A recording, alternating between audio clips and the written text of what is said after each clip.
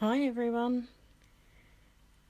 Tonight I'm going to do or demonstrate two different techniques. One of those will be reverse stenciling, which can be used on a layout or a card, and the other one will do some acrylic block inking. So I just thought I'd show you. If you come to our workshops, you've probably already seen some of these items with the layout in particular. So what has been done here is that the ink has been applied with a sponge onto a stencil. So there's a little sneak peek of the stencil, and then we simply spray it with water and then turn it over and apply it to your paper. So that allows, I guess, everyone to choose their colour combinations as well, because everyone's got ink and everything at home. So hopefully everyone can see. I don't know if it's showing up properly on the camera. Sorry, it's my first go at this. Not a pro like Tanya, unfortunately. But I'll just show you the card now. Okay, so this card has some of our new shimmer brushes on it. So the green is actually the Julep new shimmer brush.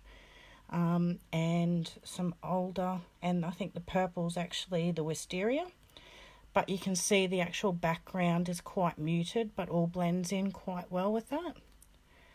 So I guess we'll get on to actually demoing the technique.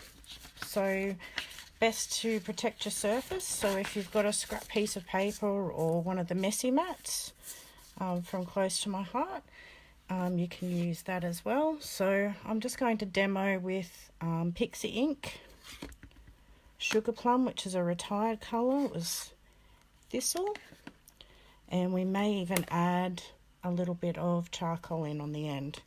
So generally you start off with your lightest colour first, and you can just use, everyone's probably got one of those lying around the house, but a piece of sponge, or you can order them from us.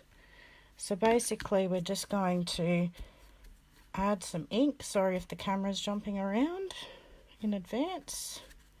And you basically just apply it randomly on your actual stencil, and you can go as dark as you like or light as you like. So when you add water, that actually determines your colour intensity.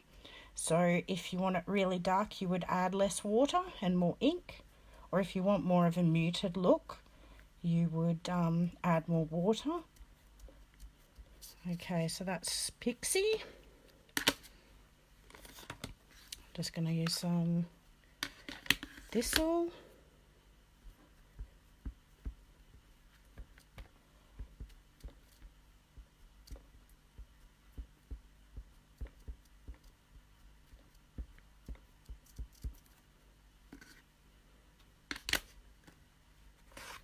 And some Sugar Plum.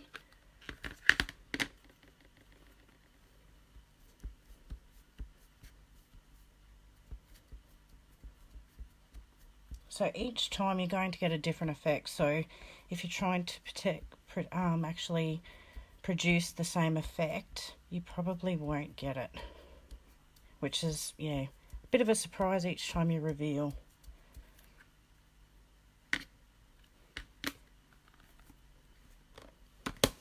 And I'll just add a little bit of charcoal. So with your darker colours, you probably want to go a little bit more sparingly on your darker colours, because they can sometimes make it look a little bit muddy. Okay, so I'm just going to, depending on what paper you use as well, will determine a different effect. So I'm just going to use White Daisy for the moment, just to show you how that looks. The stencil just wants to misbehave. So I'm just going to turn that over. I'll just move it out the way, and I'm just going to spritz just with some water.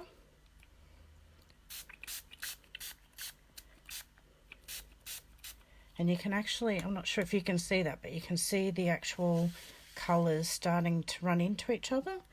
With that, you turn it over, place it on your background. And just, it's always handy to have a little bit of paper towel around. You can even smush it around if you didn't quite get it where you wanted it. And just push it down with some paper towel to just absorb some of that.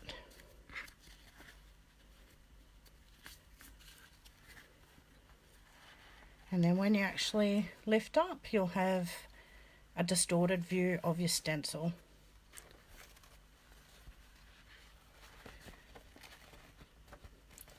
Okay, and then just to clean up, you just spray a bit more water and wipe it off with paper towel on your stencil. So it's always a good idea to clean as you go.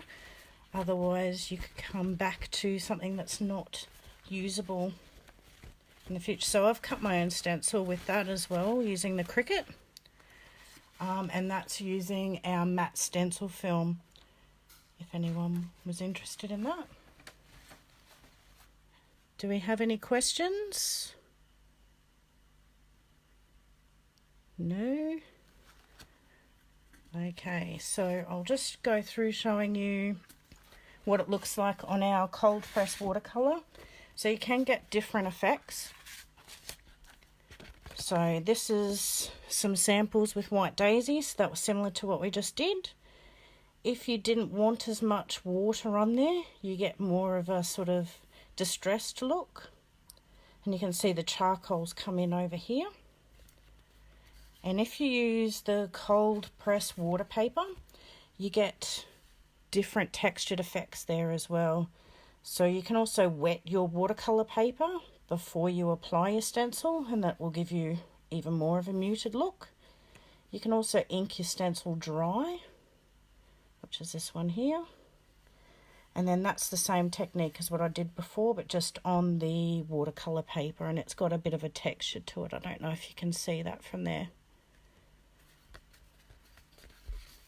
And if you've got different stencils, you get different effects as well. So it's not just, you can change the colours up. So I think that was Sapphire and Peacock. And that's just a look at the actual stencil there. Okay, so the next little technique that I'm going to demo, and you may have also seen this at some of the workshops, where we use an acrylic block to actually create a bit of a background. And then you can actually use your stamps that you may have at home to stamp over the top to actually get your background. So I'm just going to show you how we actually did this. And I have used it on a layout in the buffet. I'm just going to bring that in. So you can see here with the seashells have got different colours. So I think this one was peach and toffee. This one was mint and toffee with stamped in espresso, and that was a mix of sapphire, quite diluted there. You can also use fern and toffee, which is what was used for this one. So depending on the colour scheme that you want, you can pick your colours from there. So for that technique, what we're going to use, hang on, I'm just going to swap over. So you use a 3" by 3" acrylic block, and I'm going to demo this on the watercolor paper as well. And so with our watercolor paper, you've also got two sides, so they're both textured, but one side is slightly smoother than the other.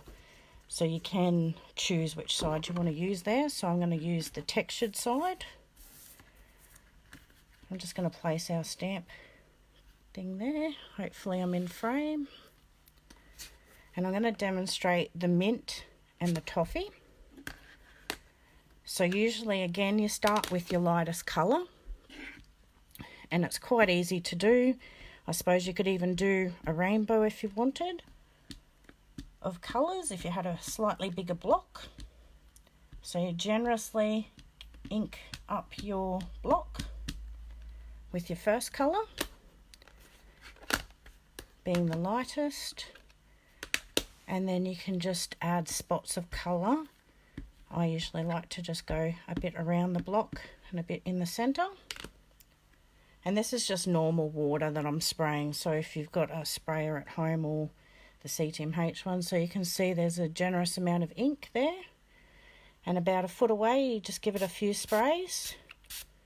And depending on how you want your colour, if you want it quite vibrant or if you wanted it muted, would depend on how much water you want on it. And you just basically like how you're stamping, so you're just stamping basically with ink on a block. You can move it around a bit if you want to mix some of those colours in, and you just want to leave it on there for a little bit to give the paper a chance to absorb it. So there's the first one. And just to clean up, you just give your block a wipe each time. And then you can start again, so I'll just do that again for everyone. It's a good way if you wanted to make your own backgrounds or add a bit of texture to your pages or cards. They'd make really lovely cards as well. So inked straight up. This time I'm not going to put as much toffee on, so I'm just going to go slightly around the edge. 1, 2, 3, 4. And we'll try that one right beside it. And you can see you get a lighter colour there. So the more water that you add, the lighter the colour will be. So if you're not quite happy with it, while it's wet, you can clean your block off. And you can add extra ink and go in again, or you might not want it as muted. So you can just add extra texture there by just reapplying. And if you get too much colour, you can use simply a piece of paper towel while it's wet. And you can sometimes lift this ink off as well if it was too dark for you.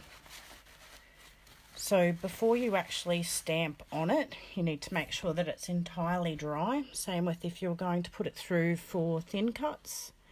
You'd want to make sure that it was completely dry before you tried cutting that. And on the piece that I've got here, you can see I've added some extra texture as well. So I waited for it to dry, and then I used some espresso ink and just stamped the extra using one of our texture stamps, which was included with that. So I'm just going to, this piece is already dry. So just going to ink up a shell.